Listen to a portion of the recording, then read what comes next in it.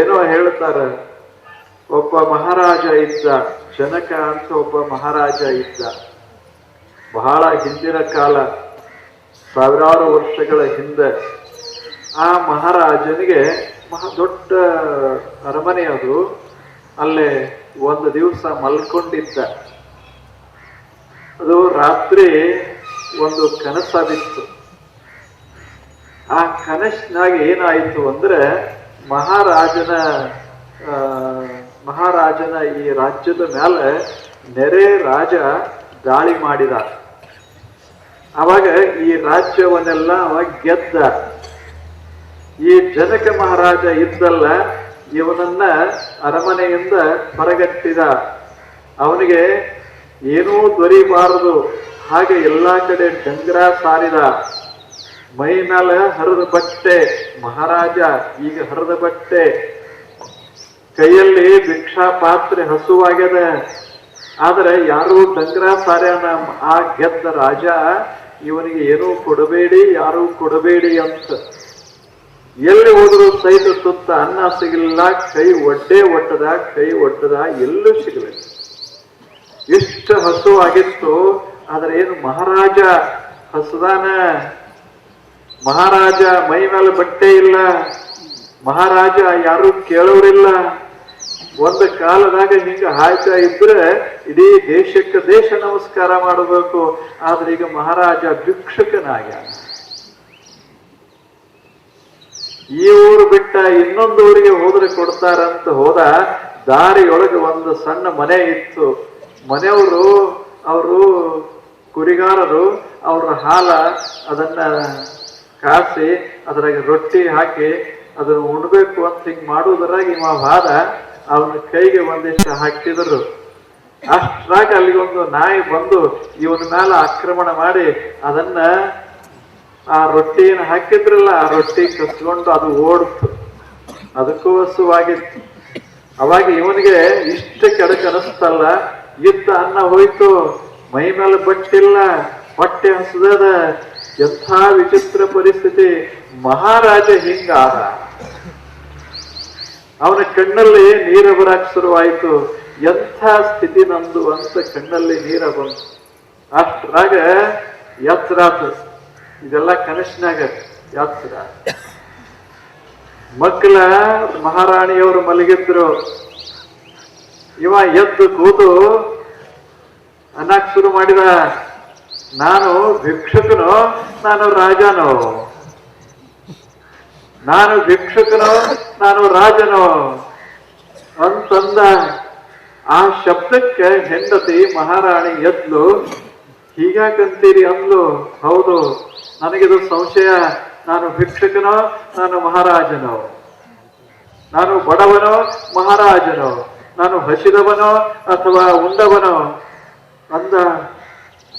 ಆಕೆ ಬಹಳ ಗಾಬರಿ ಆದ್ಲು. ಏನಾಗ್ಯದ ಮಹಾರಾಜನಿಗೆ ಅಂತ ಎಲ್ಲಾ ಕಡೆ ಏನು ವೈದ್ಯರಿದ್ರು, ದೊಡ್ಡ ವೈದ್ಯರನ್ನ ಕರೆಸಿದ್ಲು. ಬಂದವ್ರಿಗೆಲ್ಲ ಅದೇ ಪ್ರಶ್ನೆ ಕೇಳ್ತದ್ದ, am I beggar are a king? ನಾನು ಹಸದ ರಾಜನೋ ಅಥವಾ ಭಿಕ್ಷುಕ? ಈಗ ಕೇಳ್ತಾ ಇದ್ದ. ಯಾರಿಗೆ ತಿಳಿತದಿದು? ಅವರೆಲ್ಲ ವಿಚಾರ ಮಾಡಿದ್ರು, ಮಹಾರಾಜನಿಗೆ ಎಲ್ಲಿ ಹುಚ್ಚಿಡಿತೇನೋ ಅಂತ ಅವರು ಆಲೋಚನೆ ಮಾಡಿದ್ರು. ಕೊನೆಗೆ ಯಾವುದೂ ಆಗಲಿಲ್ಲ. ಕೊನೆಗೆ ಒಬ್ಬ ಮಹಾನುಭಾವ ಋಷಿ ಬಂದ, ಒಬ್ಬ ಸಂತ ಬಂದ. ಅವನಿಗೆ ಕೇಳ್ದ, ಮಹಾರಾಜ, ನಾನು ಮಹಾರಾಜನೋ ಏನು ಭಿಕ್ಷುಕನೋ ಅಂದ. ಅವಾಗ ಅವ ಬಂದವ ಸಂತ, ಬಹಳ ಜ್ಞಾನಿ. ಅವನಿಗೆ ಗೊತ್ತಾಗಿಬಿಡ್ತು ಇದೇನಾಗ್ಯದಂತ ಗೊತ್ತಾಯ್ತು. ಅವಾಗ ಸಂತ ಹೇಳ್ತಾನ, ನೀನು ಮಲಗದಾಗ ಮಹಾರಾಜ ಅಲ್ಲ, ಎದ್ದಾಗ ಭಿಕ್ಷುಕಲ್ಲ. ಆದ್ದರಿಂದ ನೀನು ಮಹಾರಾಜನೂ ಅಲ್ಲ, ನೀನು ಭಿಕ್ಷುಕನೂ ಅಲ್ಲ, ನೀನೇ ಎರಡೂ ಅಲ್ಲ. ನಿದ್ರೆ ಇದ್ದಾಗ ಒಂದು ತರ, ಎಚ್ಚರಾದಾಗ ಒಂದು ತರ. ಅದರ ನಿದ್ರೆ ಎಚ್ಚರ ಎರಡೂ ಬಿಟ್ರೆ ನಾವಂತೇನು ಉಳಿತೇವಲ್ಲ, ನಾವು ಬರೀ ಸಾಕ್ಷಿಯಾಗಿರ್ತೇವೆ. ರಾಜನಿಲ್ಲ ಕನಸಿನಾಗ, ಭಿಕ್ಷುಕನಾದಾಗ ರಾಜ ಇಲ್ಲ. ಆದ್ರೆ ಜನಕದಾನ. ರಾಜನಾದಾಗ ಭಿಕ್ಷುಕಿಲ್ಲ, ಆದ್ರೆ ಜನಕದಾನ, ತಾನ ಅದಾನ ರಾಜ ಇಲ್ಲ, ತಾನದಾನ ಭಿಕ್ಷುಕ ಇಲ್ಲ. ಆದ್ದರಿಂದ ತಾನು ಭಿಕ್ಷುಕನೂ ಅಲ್ಲ, ಮಹಾರಾಜನೂ ಅಲ್ಲ.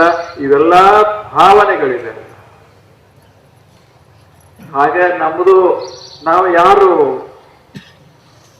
ಯಾರು ಸುಮ್ಮನೆ ಯೋಚನಾ ಮಾಡಂಗದ, ನಾವು ಹೀಗೂ ಅಲ್ಲ ಹಾಗೂ ಅಲ್ಲ, ನಾವೇ ಸುಮ್ಮನೆ ಸಾಕ್ಷಿಯಾಗಿ ನಾಟಕ ನೋಡೋರಷ್ಟೇ. ಒಂದು ನಾಟಕ ಮಾಡ್ತಿರ್ತಾರೆ, ಅವನೇ ಒಮ್ಮೆ ರಾಮನಾಗಿ ಬರ್ತಾನೆ, ಒಮ್ಮೆ ಮತ್ತೇನಾದರೂ ಆಗಿ ಬರ್ತಾನ ಅಂತ ಇಟ್ಕೊಳ್ಳಿ. ಒಮ್ಮೆ ರಾಮನಾಗ್ತಾನ, ಒಮ್ಮೆ ಲಕ್ಷ್ಮಣನಾಗ್ತಾನ, ಅವನೇ ಅದೇ ಪಾತ್ರ, ಬೇರೆ ಬೇರೆ ಪಾತ್ರಗಳನ್ನ ಮಾಡ್ತಾನೆ. ಒಮ್ಮೆ ರಾಮ, ಮತ್ತೊಮ್ಮೆ ಧರ್ಮ, ಹೀಗೆ ಪಾತ್ರ ಮಾಡಿದ ಅಂತ ಇಟ್ಕೊಳ್ಳಿ. ಆದರೆ ರಾಮನಾದಾಗ ರಾಮಲ್ಲ, ಧರ್ಮನಾದಾಗ ಧರ್ಮಲ್ಲ. ರಾಮನ ಪಾತ್ರ ಮಾಡುವಾಗ ಪಾತ್ರ ರಾಮಂದು, ಭೀಮನ ಪಾತ್ರ ಮಾಡುವಾಗ ಪಾತ್ರ ಭೀಮಂದು. ಆದ್ರೆ ಮಾಡವ ಭೀಮನೂ ಅಲ್ಲ, ರಾಮನೂ ಅಲ್ಲ, ಅವ ಬ್ಯಾರೆ. ಹಾಗೆ ನಮ್ದೆಲ್ಲ ಪಾತ್ರಗಳಿವೆ. ಒಬ್ಬ ಒಕ್ಕಲಿಗನಾಗಿರ್ತಾನೆ, ಒಬ್ಬ ವ್ಯಾಪಾರಿ ಆಗಿರ್ತಾನೆ, ಒಬ್ಬ ಆಫೀಸರ್ ಆಗಿರ್ತಾನೆ, ಒಬ್ಬ ಶಿಕ್ಷಕನಾಗಿರ್ತಾನೆ. ಇವೆಲ್ಲ ಪಾತ್ರಗಳಿವೆಲ್ಲ. ಪಾತ್ರ ಮಾಡುವ ನಾವಂತಿರ್ತೇವಲ್ಲ, ನಾವು ಪಾತ್ರಗಳೇ ಅಲ್ಲ, ನಾವು ಬ್ಯಾರೆ. ಇದನ್ನ ತಿಳಿದ್ರೆ ಆರಾಮಿರ್ತೇವೆ ಜಗತ್ತಿನಾಗ. ಇಲ್ಲದೆ ಇತರ ತಾಪ ಬಹಳ ಆಗ್ತದ. ಇರಬೇಕು, ಆಫೀಸ್ದಾಗ ಕೂತು ಕೆಲಸ ಮಾಡಬೇಕು. ಆದ್ರೆ ಆಫೀಸರ್ ನಾನು ಅಂತ ಹೊರಗೆ ಬಂದ ಬಳಿಕ ತಲೆ ಹಾಕೋಬಾರ್ದು.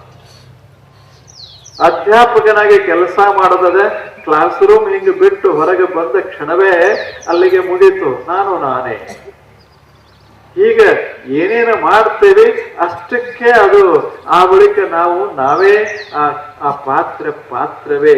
ಈ ಭಾವ ಬಂತು ಅಂದ್ರೆ ಜೀವನ ಎಷ್ಟು ಸುಭಗ ಆಗ್ತದೆ, ಸುಂದರ ಆಗ್ತದೆ. ಇದನ್ನ ನಾವು ಕಲ್ಕೋಬೇಕದ, ಇದನ್ನ ತಿಳ್ಕೊಳ್ಳೋದದ. ಇದನ್ನ ತಿಳ್ಕೋಬೇಕಾಗಿತ್ತು ಅಂದ್ರೆ ಸ್ವಲ್ಪ ಇಂಥ ಮಾತುಗಳನ್ನ ಏನು ಬಲ್ಲವರು ಹೇಳಿ ಹೋಗಿರ್ತಾರೆ, ಅಂಥ ಮಾತುಗಳನ್ನ ಮೆಲಕ್ ಹಾಕೋತ್ ಇರೋದು. ನೀವು ಕೇಳಿರ್ಬೋದು, ಒಬ್ರು ಏಕನಾಥ ಅಂತ ಆಗಿ ಹೋದ್ರು. ಏಕನಾಥ ಬಹಳ ದೊಡ್ಡ ಜ್ಞಾನಿ ಮನುಷ್ಯ ಏಕನಾಥ. ಒಂದು ಸಲ ಸಣ್ಣವಿದ್ದ ಆತ ಏಕನಾಥ. ಅವ ಗುರುಗಳನ್ನ ಹುಡುಕೊಂಡು ಹೋದ. ಜನಾರ್ದನ ಗೋಸ್ವಾಮಿ ಅಂತ ಒಬ್ರಿದ್ರು, ಅವ್ರ ಹತ್ತಿರ ಹೋದ. ಅವರು ಇವನನ್ನ ತಮ್ಮ ಹತ್ತಿರ ಇಟ್ಟುಕೊಂಡ್ರು. ಅಲ್ಲಿ ಹೋಗಿ ಹೇಳ್ದ, ಗುರುಗಳೇ ನನಗೊಂದು ಮಾರ್ಗದರ್ಶನ ಮಾಡಿ. ಏನು? ನಾನು ತಿಳ್ಕೋಬೇಕು, ನಾನು ಜ್ಞಾನಿಯಾಗಬೇಕು, ನನ್ನನ್ನ ಅರ್ಥಕೋಬೇಕು. ಅದಕ್ಕಾಗಿ ಒಂದಿಷ್ಟೇನಾದರೂ ಮಾರ್ಗದರ್ಶನ ಮಾಡಿ, ನಾನು ದೇವನನ್ನ ಕಾಣಬೇಕಲ್ಲ ಅಂದ ಏಕನಾಥ. ಸಣ್ಣ ಹುಡುಗ. ಆ ಜನಾರ್ದನ ಗೋಸ್ವಾಮಿಗೆ ಬಹಳ ಸಂತೋಷ ಆಯ್ತು. ಅವರು ಬಹಳ ಮೆಚ್ಚಿಕೊಂಡ್ರು. ಅವನು, ಇಲ್ಲೇ ಇರಪ್ಪ, ನಾನು ಪ್ರಸಂಗ ಬಂದಾಗ ನಿನಗೆ ಮಾರ್ಗದರ್ಶನ ಮಾಡ್ತೇನೆ ಅಂತ ಅವನು ಇಟ್ಕೊಂಡ್ರು. ಆ ಬಳಿಕ ಒಂದು ದಿವಸ ರಾತ್ರಿ ಅವನಿಗೊಂದು ಕೆಲಸ ಕೊಟ್ಟಿದ್ರು. ಏನು ಅಂದ್ರೆ ಅಲ್ಲಿ ಜಮಾ ಖರ್ಚ ಮಾಡೋದು. ದಿನಾಲು ಏನು ಆಗ್ತದ ಅದನ್ನ ಜಮಾ ಖರ್ಚ ಮಾಡಿ ಸರಿಗೊಳಿಸಿ ಅವ ಮಲಗಬೇಕು. ಹಾಗೆ ಮಾಡಿದ್ದು. ದಿನಾಲು 8 ಗಂಟೆಗೆ ಎಲ್ಲ ಮುಗಿಸಿ ಮಲ್ಕೋತಿದ್ದ. ಆ ದಿವಸ ರಾತ್ರಿ 10 ಆಯ್ತು, 11 ಆಯ್ತು, 12 ಆಯ್ತು. ಅವನಿಗೆ ಮಲಗಲಿಕ್ಕೆ ಆಗ್ಲಿಲ್ಲ. ಯಾಕಂದ್ರೆ ಜಮಾ ಖರ್ಚು ಆಗ್ಲಿಲ್ಲ.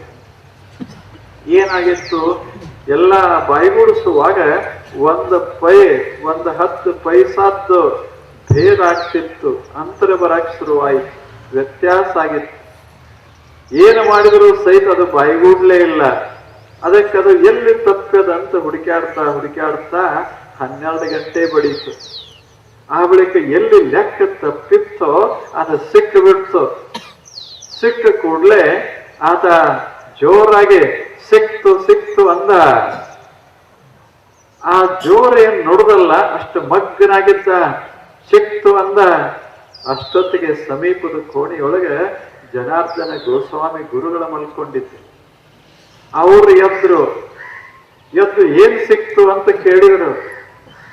ಅವ ಹೇಳ್ದ 10 ಪೈಸಾ ಸಿಕ್ತು ಅಂದ. ಅವಾಗ ಜನಾರ್ದನ ಗೋಸ್ವಾಮಿ ಬಹಳ ಸಂತೋಷ ಆಯ್ತು. ನೋಡು, 10 ಪೈಸಾ ಸಿಗೋದಕ್ಕೆ ನೀನು 12 ಗಂಟೆ ಕೂತ್ಕೊಂಡು 10 ಪೈಸಾ ಹುಡುಕಾಡ್ದಿ, ಕಳೆದತ್ತೇನು ಅಂದ್ರು. ಕಳೆದಿರ್ಲಿಲ್ಲ. ಮತ್ತ ಸಿಕ್ಕಿತ್ತೇನು? ಇಲ್ಲ, 12 ತನಕ ಸಿಕ್ಕಿರ್ಲಿಲ್ಲ. ಕಳೆದಿಲ್ಲ, ಆದ್ರೆ ಸಿಕ್ತು. ಎಲ್ಲಿತ್ತು ಅಲ್ಲೇ ಇತ್ತು, ಎಲ್ಲೆಲ್ಲಿ ಹೋಗಿರ್ಲಿಲ್ಲ, ಆದ್ರೆ ಸಿಕ್ಕಿರ್ಲಿಲ್ಲ ಅಷ್ಟೇ. ಕಳೆದಿಲ್ಲ, ಸಿಗ್ತದೆ. ಅದಕ್ಕಾಗಿ ಎಷ್ಟು ತನ್ಮಯ ಆಗ್ತಿ. ಒಂದು 10 ಪೈಸಾ ಹುಡುಕಬೇಕಾದ್ರೆ ಇಷ್ಟು ತನ್ಮಯ ಆಗ್ತೀಯಲ್ಲ. ನಿನ್ನ ನೀನು ಹುಡುಕಬೇಕಾದ್ರೆ ದೇವ ಸಿಗಬೇಕಾಗಿತ್ತು ಅಂದ್ರೆ ಇನ್ನೊಂದಿಷ್ಟು ಹೆಚ್ಚು ತನ್ಮಯ ಆದ್ರೆ ಆಯ್ತು, ಸಿಗ್ತದೆ ದೇವರು. ತನ್ಮಯ ಆಗು. ಹಂಗೆ ನಾವು ಪ್ರಪಂಚದಾಗ ತನ್ಮಯ ಆಗ್ತೇವೆ, ಹಂಗ ಸ್ವಲ್ಪ ಹುಡುಕಾಡೋದ್ರಾಗ ತನ್ಮಯ ಆಗೋದು. ಸುಮ್ಮನೆ ಬೆಳಗ್ಗೆ ಎದ್ದು ಒಂದು ಕ್ಷಣ, ಒಂದು 10 ನಿಮಿಷ, ಒಂದು 5 ನಿಮಿಷ ತನ್ಮಯ ಆಗೋದು. ನಾನು ಯಾರು? ಹೂಯಮ? ನಾನು ಯಾರು? ನಾನು ಸತಿಯೋ, ನಾನು ಪತಿಯೋ, ನಾನು ಅಣ್ಣನೋ, ತಮ್ಮನೋ, ತಂಗಿಯೋ, ಅಕ್ಕನೋ? ಯಾರು ನಾನು? ಸುಮ್ಮನೆ ಒಂದು ಕ್ಷಣ ಕೂತು ಕೇಳೋದು. ನಾನು ಯಾರೂ ಅಲ್ಲ, ನಾನು ನಾನೇ, ನಾನು ನಾನೇ. ಸುಮ್ಮನೆ ಇವ್ರ ಹತ್ತಿರ ಇದ್ದಾಗ ಅಕ್ಕ, ಇವ್ರ ಹತ್ತಿರ ಇದ್ದಾಗ ತಮ್ಮ, ಇವ್ರ ಹತ್ತಿರ ಕೂತಾಗ ಸತಿ, ಇವ್ರ ಹತ್ತಿರ ಕೂತಾಗ ಪತಿ. ನನ್ನಷ್ಟಕ್ಕೆ ನಾನಿದ್ದಾಗ ಏನೂ ಅಲ್ಲ. ಏನದೇವಿ ಹೇಳಿ? ನಾಳೆ ಎಲ್ಲ ರಿಟೈರ್ಡ್ ಆದ ಬಳಿಕ ನಾವೇನು ಅಲ್ಲ. ರಿಟೈರ್ಡ್ ಆಗೋ ತನಕ ನಾವು ಅದು ಇದು ಎಲ್ಲ ಇರಬಹುದು. ಆದ ಬಳಿಕ ಅಲ್ಲೇನದ ಏನಿಲ್ಲ. ಹಾಗೆ ನಾವು ಇದ್ದಾಗಲೇ, ಆಫೀಸ್ದಾಗಿದ್ದಾಗಲೇ, ಊರಾಗಿದ್ದಾಗಲೇ, ಈಗ ನೀವು ಪಂಚಾಯತಿ ಮೆಂಬರ್ ಆಗಿರ್ತೀರಿ ಅಥವಾ ಪಂಚಾಯತಿ ಚೇರ್ಮನ್ ಆಗಿರ್ತೀರಿ. ಹೆಂಗಾಗಿರ್ಬೇಕು ಅಂದ್ರೆ ಆಗಿರ್ಬೇಕು, ಆದ್ರೆ ಅದು ನಾ ಅಲ್ಲ ಅಂತ ತಿಳಿದಿರ್ಬೇಕು. ಅದು ಖಾಯಂ ಅಲ್ಲ. ಒಮ್ಮೆ ಏರ್ತೇವೆ, ಒಮ್ಮೆ ಇಳಿತೇವೆ. ಇಳಿಯೋರು ಮಾತ್ರ ನಾವು ಸುಮ್ಮನೆ ಇರ್ತೇವೆ, ನಾವು ಏನೂ ಆಗೋದಿಲ್ಲ. ಅಲ್ಲಿ ಕುರ್ಚಿಗಳು ಸಿಕ್ಕಾಗ ಚೇರ್ಮನ್ ಅಂತಾರೆ, ಬಿಟ್ಟಾಗ ಚೇರ್ಮನ್ ಅಲ್ಲ ಅಂತಾರೆ. ತಲೆಗೆ ಹಾಕೊಳ್ಳಾರ್ದಂಗೆ ಇರೋದೇ ಅಧ್ಯಾತ್ಮ ಇದೆ. ಬಹಳ ತಲೆಗೆ ಹಾಕೋಬಾರ್ದು, ಬಹಳ ಹಾಕೋಬಾರ್ದು. ಈಗ ನಮಗೆ ಒಂದು ಕುರ್ಚಿ ಕೊಟ್ಟಾರೆ, ಕುಂತು ಕೂಡ್ಲೆ ನಾನು ಏನಾಗ್ತೇನೆ? ಚೇರ್ಮನ್ ಆಗ್ತೇನೆ. ಇಂಗ್ಲಿಷ್ ಶಬ್ದದು ಚೇರ್ಮನ್ ಅಂದ್ರೇನು? Man who sits in chair in chairman. ಯಾವ ಕುರ್ಚಾಗ ಕುಂಡ್ರತಾನ ಕುರ್ಚಾವ ಅಂತ ಅದರ ಅರ್ಥ. ಚೇರ್ಮನ್ ಅಂದ್ರೆ ಕುರ್ಚಾವ. ಈಗ ನಾನು ಕುಂತಿಲ್ಲ, ಈಗ ಯಾಕೆ ತಿಳ್ಕೊಳ್ಳೋದು ಚೇರ್ಮನ್ ಅಂತ? ಕುಂತು ಕೂಡ್ಲೆ ತಿಳ್ಕೊಳ್ಳೋದು, ಎದ್ದು ಕೂಡ್ಲೆ ಮರ್ತು ಬಿಡೋದು, ಇದೇ ಅಧ್ಯಾತ್ಮ ಇದೆ. ಎಷ್ಟು ಹಂಗರ್ ಇರ್ತದೆ, ತಲೆಗೆ ತಾಪ್ ಇರುವುದಿಲ್ಲ. ಜಯ ಇಲ್ಲ, ಅಪಜಯ ಇಲ್ಲ, ಇಳಿದ್ರಂತಿಲ್ಲ, ಏರಿದ್ರಂತಿಲ್ಲ. ಕುಂತಾಗ ಚೇರ್ಮನ್, ಎದ್ದಾಗ ಮುಗಿ. ಎಷ್ಟು ಆರಾಮ. ಹಂಗೆ ಜೀವನದಾಗ ನಮ್ಮನ್ನ ನಾವು ತಿಳ್ಕೊಂಡು ಆರಾಮಿರ್ಬೇಕು. ನಾನು ಚೇರ್ಮನ್ ಅಲ್ಲ, ನಾನು ಮೆಂಬರ್ ಅಲ್ಲ, ನಾನು ಏನೂ ಅಲ್ಲ. ಕೆಲಸ ಮಾಡಾಗ ಚೇರ್ಮನ್ನು, ಕೆಲಸ ಮಾಡಾಗ ಮೆಂಬರು, ಕೆಲಸ ಮಾಡಾಗ ಏನಾರೇ ಅಧಿಕಾರಿ. ಆದ್ರೆ ನನ್ನಷ್ಟಕ್ಕೆ ನಾನು ಏನೂ ಅಲ್ಲ. ಹಾಗ ಆನಂದವಾಗಿರೋದು. ಇದಕ್ಕೆ ಅಧ್ಯಾತ್ಮ ಅಂತ ಕರೆದಾರ. ಇದನ್ನ ನಾವು ತಿಳುವಳಿಕೆ, ನಾನು ಯಾರು ಅಂತ ತಿಳ್ಕೋಬೇಕು. ಏನದರ ಅರ್ಥ? ನಾನು ಏನೂ ಅಲ್ಲ, ನಾನು ನಾನೇ. ನಾನು ಏನೂ ಅಲ್ಲ, ನನ್ನಷ್ಟಕ್ಕೆ ನಾನು ನಾನೇ. ಹಾಗೆ ನಾನು ತಿಳ್ಕೊಂಡಿರೋದು. ನಾನು ದೊಡ್ಡವಲ್ಲ, ಸಣ್ಣವಲ್ಲ. ನಾನು ಸಣ್ಣವಲ್ಲ, ದೊಡ್ಡವಲ್ಲ, ತಿಳಿದವಲ್ಲ, ತಿಳಿಲಾರ್ದವಲ್ಲ, ಏನೇನು ಅಲ್ಲ, ನಾನು ನಾನೇ. ಈಗ ಒಂದು ಶೂನ್ಯ ಅಂತಿಲ್ಲ, ಗಣಿತದಾಗ ಒಂದು ಶೂನ್ಯ ಅಂತ ಬರೀತಾರೆ. ಸಂಖ್ಯೆಗಳಿರ್ತಾವ. 1 2 3 4 7 8 10 ಹೀಗೆ ಸಂಖ್ಯೆ ಇರ್ತಾವ. ಅದ್ರಾಗ ಮೊಟ್ಟ ಮೊದಲೊಂದು ಶೂನ್ಯ ಇರ್ತದೆ. ಸಂಖ್ಯೆ ಅದಾವಲ್ಲ, ಈ ಸಂಖ್ಯೆಗೆ ಬೆಲೆ ಅದ. 1 2 2 ಅಂದ್ರೆ 2, 4 ಅಂದ್ರೆ 2 2, 6 ಅಂದ್ರೆ 2 2 2, ಹೀಗೆಲ್ಲ ಸಂಖ್ಯೆಗಳವು. ಆದರೆ ಶೂನ್ಯ ಅಂದ್ರೆ ಎಷ್ಟು ಹೇಳಿ? ಶೂನ್ಯ ಅಂದ್ರೆ ಎಷ್ಟು? ಒಂದರ ಮುಂದೆ ಶೂನ್ಯ ಇಟ್ರು 1 10 ಆಗ್ತದೆ. ಶೂನ್ಯ 10 ಆಗುದಿಲ್ಲ, 1 ಅನ್ನೋದು 10 ಆಗ್ತದೆ. ಸುಮ್ಮನೆ ಗಣಿತದು ನಮ್ಗೆ ಗೊತ್ತಿರ್ಬೋದು. 1ರ ಮುಂದೆ ಶೂನ್ಯ ಇಟ್ರೆ ಶೂನ್ಯ 10 ಆಗುದಿಲ್ಲ, 1 ಅನ್ನೋದು 10 ಆಗ್ತದೆ. 2 ಶೂನ್ಯ ಇದ್ರೆ ಶೂನ್ಯನೇ ಇರ್ತಾವ, 1 ಅನ್ನೋದು 100 ಆಗ್ತದೆ. ಇದು ಹೆಚ್ಚಾಗ್ತದೆ, ಕಡಿಮೆ ಆಗ್ತದೆ. ಆದ್ರೆ ಶೂನ್ಯ ಮಾತ್ರ ಸುಮ್ಮನೆ ಇರ್ತದೆ. ಅದು ಹೆಚ್ಚು ಆಗೋದಿಲ್ಲ, ಕಡಿಮೆನೂ ಆಗೋದಿಲ್ಲ. ಅದರ ಹತ್ತಿರ ಕುಂತವ್ರು ಹೆಚ್ಚಾಗ್ತಾರ, ಅದರ ಹತ್ತಿರ ಕುಂತವ್ರು ಕಡಿಮೆ ಆಗ್ತಾರ. ಅದು ತಣ್ಣಗಿರ್ತದ. ಇದು ಅಧ್ಯಾತ್ಮ. ಎಷ್ಟು ಆರಾಮ. ನಾವು ಬಹಳ ತಲೆ ಕೆಡಿಸ್ಕೋತೀವಿ. ಶೂನ್ಯ ಬೇಕಾದಷ್ಟು ದೊಡ್ಡದಿರಲಿ, 1 ಕೋಟಿ ಮಾಡ್ತದೆ. ಒಂದನ್ನ 1 ಕೋಟಿ ಮಾಡ್ತದೆ. ಆದ್ರ ತಾನು ಮಾತ್ರ ಸಣ್ಣಗಿರ್ತದೆ. ಹಾಗೆ ನಾವಿರ್ಬೇಕು.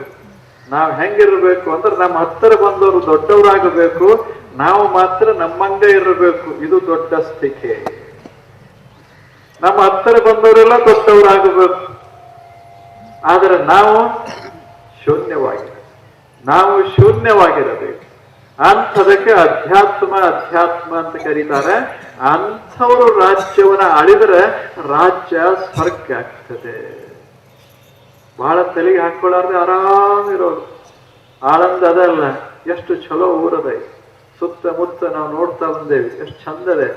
ಎಂಥ ಊರ ಆರಾಮಿರೋದು. ಎಷ್ಟು ಆರಾಮಿರಬೇಕು ಅಂದ್ರೆ ಅದು ನಮಗೆ ಈ ದುಃಖ ಅನ್ನೋದೇ ಮರೆತು ಹೋಗಿರ್ಬೇಕು. ಅಷ್ಟು ಆರಾಮಿರೋದು. ಏನು ಸ್ವಲ್ಪ ಹೆಚ್ಚು ಕಡಿಮೆ ಇರುವುದಿಲ್ಲ ಏನು ಜಗತ್ತಿನಾಗ. ಸ್ವಲ್ಪ ಒಬ್ರು ಹೆಚ್ಚಾಗ್ತಾರೆ, ಒಬ್ರು ಕಡಿಮೆ ಆಗ್ತಾರೆ. ಈಗ ನಾನು 45 ಕಿಲೋ ಸುಮಾರು. ನೀವು ಒಂದು 50 ಕಿಲೋ ಇರಬಹುದು, 70 ಇರಬಹುದು, 80 ಇರಬಹುದು, 90 ಇರಬಹುದು. ಬಹಳ ದೊಡ್ಡವರಿದ್ರೆ 100 ಇರಬಹುದು, ಇಲ್ವೇ? ಆದ್ರೆ 100 ಮಹತ್ವದ್ದಲ್ಲ, 70 ಮಹತ್ವದ್ದಲ್ಲ, 40 ಮಹತ್ವದ್ದಲ್ಲ, ಬದುಕೇವೆ ಅನ್ನೋದು ಮಹತ್ವದ್ದಲ್ಲ. ನಾವು ಹೆಂಗ ಇರ್ಲಿ, 40 ಇರ್ಲಿ, 60 ಇರ್ಲಿ, ಏನಿರ್ಲಿ, ನಾನು ಬದುಕ್ತಾ ಇದ್ದೇನೆ, ಇಷ್ಟು ವರ್ಷ ಬದುಕೇನಿ, ಇದು ಬಹಳ ಮಹತ್ವದ್ದು. ಹಾಗೆ ನಮ್ಮ ಹತ್ತಿರ ಕಿಶೋರೊಳಗೆ ಎಷ್ಟದನ್ನೋದು ಮಹತ್ವದ್ದಲ್ಲ, ನಮ್ಮ ಮನೆಯಾಗ ಎಷ್ಟದನ್ನೋದು ಮಹತ್ವದ್ದಲ್ಲ, ನಾವು ಅದೇವಿ ಅನ್ನೋದೇ ಬಹಳ ಮಹತ್ವದ್ದದ. ಅದಕ್ಕೆ ಬಹಳ ಬೆಲೆ ಅದ. ಆದ್ದರಿಂದ ಈ ಕಡೆ ನೋಡಿ ಬಿಟ್ರೆ ನಮ್ಗೆ ಆರಾಮಿರ್ತೇವೆ. ಯಾವ್ದು ತಲೆ ಕೆಡಿಸ್ಕೋಬೇಕಾಗಿಲ್ಲ. ದೊಡ್ಡ ಮನೆಯವ್ರು ನೋಡಿ ನಾವೇನು ತಲೆ ಕೆಡಿಸ್ಕೋಬೇಕಾಗಿಲ್ಲ. ಸಣ್ಣ ಮನೆಯವ್ರು ನೋಡಿ ಅಹಂಕಾರ ಪಡಬೇಕಾಗಿಲ್ಲ. ಕುರ್ಚಿ ಮೇಲೆ ಕೂಡ್ಲಿ, ಕೆಳಗಿಳಿಲಿ, ನಾವು ನೋಡ್ಕೋತಿರ್ಬೇಕು, ಮಜಾದಾಗಿರ್ಬೇಕು. ನಾಟಕ ನೋಡಕ್ ಹೋಗಿರ್ತೇವೆ. ನಾಟಕದ ಇದು ಸ್ಟೇಜ್ ಮೇಲೆ ಕುಣಿತಿರ್ತಾರೆ, ಸ್ಟೇಜ್ ಮೇಲೆ ಹಾಡ್ತಿರ್ತಾರೆ. ನಾವು ನೋಡ್ತಿರ್ತೇವೆ, ನಮ್ದೆಷ್ಟು ಮಜಾ ಇರ್ತದೆ. ನಾವು ಕತ್ತಲಾಗಿರ್ತೇವೆ, ಸಂತೋಷ ಪಡೋರು ನಾವು. ಅವ ಕುಣಿತಾನ, ಅವ ಹಾಡ್ತಾನ, ನಮ್ಮ ಸಲುವಾಗಿ ಮಾಡ್ತಾನ. ನಾವು ಮಾತ್ರ ತಣ್ಣಗಿರ್ತೇವೆ. ಅವ ರಾಜ ಆಗ್ತಾನ, ಅವ ರಾಣಿ ಆಗ್ತಾನ, ಅವ ಮತ್ತೇನ್ರಿ ಆಗ್ತಾನ. ನಾವು ಮಾತ್ರ ನೋಡೋರಾಗ್ತೇವೆ. We are just witnesses, spectators. ಎಲ್ಲ ಏನ್ ನಡೀತದ ನೋಡ್ಕೋತದೇವಿ. ಮತ್ತ ನಾವ ಇರ್ದಿದ್ರೆ ಅವ ನಾಟಕನೇ ಮಾಡುದಿಲ್ಲ. ನೋಡಾವ ಅದಾನ ಅಂತ ನಾಟಕ ಮಾಡ್ತಾನ, ಇಲ್ಲದೆ ಇದ್ರೆ ನಾಟಕನೇ ಇಲ್ಲ. ಹಂಗ ಸುಮ್ಮನೆ ಇದ್ದವ್ರು ಅದಾರ ಅಂತ ದೊಡ್ಡವರೆಲ್ಲ ದೊಡ್ಡವ್ರಾಗ್ತಾರ. ಸುಮ್ಮನೆ ಇದ್ದವ್ರ ಇಲ್ಲದೆ ಇದ್ರೆ ದೊಡ್ಡವ್ರ ಮ್ಯಾಲಿರೋದಿಲ್ಲ. ಅದ ನಾಟಕ ಮುಗಿದು ಹೋಗ್ತದ. ಬಹಳ ಮಹತ್ವದ ಹಂಗ ಜೀವನದಾಗ ನೋಡ್ಕೋತಿರ್ಬೇಕು. ನೀವೆಷ್ಟು ಶಾಣರದಿರಿ, ಬಹಳ ಜಾಣ್ರಿ. ಸುಮ್ಮನೆ ಆರಾಮಾಗಿರ್ತೀರಿ. ಮ್ಯಾಲ ಹೋದವ್ರ ಮ್ಯಾಲ ಕಳಿಸ್ತೀರಿ, ಆರಾಮ್ ಊರಾಗ ಹಾಡ್ಕೊಂಡು ಮಾಡ್ಕೊಂಡು ಮಸ್ತ್ ಆಗಿರ್ತೀರಿ. ಎಷ್ಟು ಜಾಣ್ಮೆ ಅದ ನಿಮ್ಗೆ. ಬೇಕು ಜೀವನ ಅಂದ್ರೆ ಆರಾಮಾಗಿರೋದು. ನೀವೆಷ್ಟು ಆರಾಮ ಕುಂತೀರಿ. ಈಗ ನನ್ನ ಕರ್ಕೊಂಡು ಬಂದು ಮ್ಯಾಲ ನಿಲ್ಸಿರಿ, ನೀವು ಕುಂತೀರಿ, ಎಷ್ಟು ಮಸ್ತದ. ನಾವು ನಿಲ್ಬೇಕು. ಹುರ್ಚದ, ಕೂಡಂಗ ಇಲ್ಲ, ಟೇಬಲ್ ಅದ, ಮುಟ್ಟಂಗಿಲ್ಲ. ಹೇಗದ? ನೀವು ಮಾತ್ರ ಬಹಳ ಜಾಣರು. ಸುಮ್ಮನೆ ಆನಂದವಾಗಿ ಒಂದು ಹೂ ಹಿಂಗ್ ಕೊಟ್ಟವ್ರ ಆರಾಮ್ ಕೂತೀರಿ. ನಾವು ನಿಲ್ಲಬೇಕು. 1 ತಾಸು ನಿಲ್ಲೋದಕ್ಕೆ ಇದೊಂದು ಹೂ ಅಷ್ಟೇ. ನಿಮ್ದು ಆರಾಮದೆ. ನಾವೇನ್ ತಿಳ್ಕೊತೇವೆ, ನಾವು ಬಹಳ ದೊಡ್ಡವರು ಅಂತ ತಿಳ್ಕೊತೇವಿ. ಯಾಕೆ ಗೊತ್ತಿಲ್ಲ, ನೀವು ಕುಂತೀರಿ ಅನ್ನೋದನ್ನ ಮರ್ತ ಬಿಡ್ತೇವಿ. ಆರಾಮ್ ಕುಂತಾರ. ಹಂಗ ಜೀವನದಾಗ ನೋಡ್ಕೋತಿರ್ಬೇಕು. ಏನ್ ನೋಡೋದು, ಮಾಡೋರು ಮಾಡ್ಲಿ, ಹೋಗೋರು ಹೋಗ್ಲಿ, ನಾವು ಚಪ್ಪಾಳೆ ಹಾಕೋತ ಅವ್ರಿಗೆ ಪ್ರೋತ್ಸಾಹ ಕೊಡ್ಕೋತ ಇದ್ದೇವಿ ಅಂದ್ರೆ ಮಸ್ತಾಗಿ ಬದುಕ್ತೇವೆ ಜೀವನದಾಗ.